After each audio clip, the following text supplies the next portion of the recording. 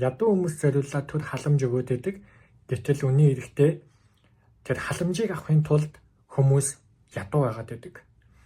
Тэгэхээр социологчдын хувьд бол ядуурл байгаа нь ерөөсөө асуудал биш, ганцхан ядуурл соёл болоод байгаа нь асуудал байгаа юм.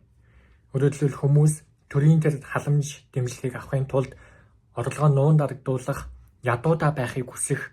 Хэрвээ тэр ядуурлаас гарчих юм бол төрийн халамж дэмжлэг мөнгө төгрөг байхгүй болно, тийм үү? За муу одоо хөдөлмөр хийхгүй, ажил хийхгүй, бэлэн мөнгө авах гэсэн залхуурсан тухайн одоо нөхцөл байдалтай л байж хിവэр үлдэх гэсэн ийм сэтгэлгээ, өөрөөр хэлбэл ядуурлыг хүсээд байгаа байдлыг бий болгоод байгаа нөрөө одоогийн нийгмийн халамжийн тогтолцоо байгаа байхгүй. Тиймээс үүнийг өөрчлөх хэрэгтэй. Яаж вэ гэвэл дундаж анги байж байгаа. Гэхдээ ядуурлын шугамын одоо арай дээх нь байгаа. Гэхдээ яг дундаж анги гэхэд бас хэцүү. Тэр хүмүүс зориулж нийгмийн халамж одоо чиглэх ёстой. Өөрөөр хэлбэл одоо байр түрээслээд явж байгаа залуучууд ажил хийж байгаа, цагийн ажил нь хоёр ажил нь шөнөөр ажиллаж гин үү?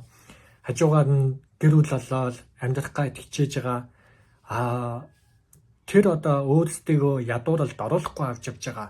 Тэгтээ яг дундаж болоод байна, ингээд байна гэсэн юм байхгүй. Тэр хичээ зүтгэж байгаа хүмүүст чиглэж төр дэмжлэг үзүүлж, халамж үзүүлж тэднийг одоо анхаарах ёстой.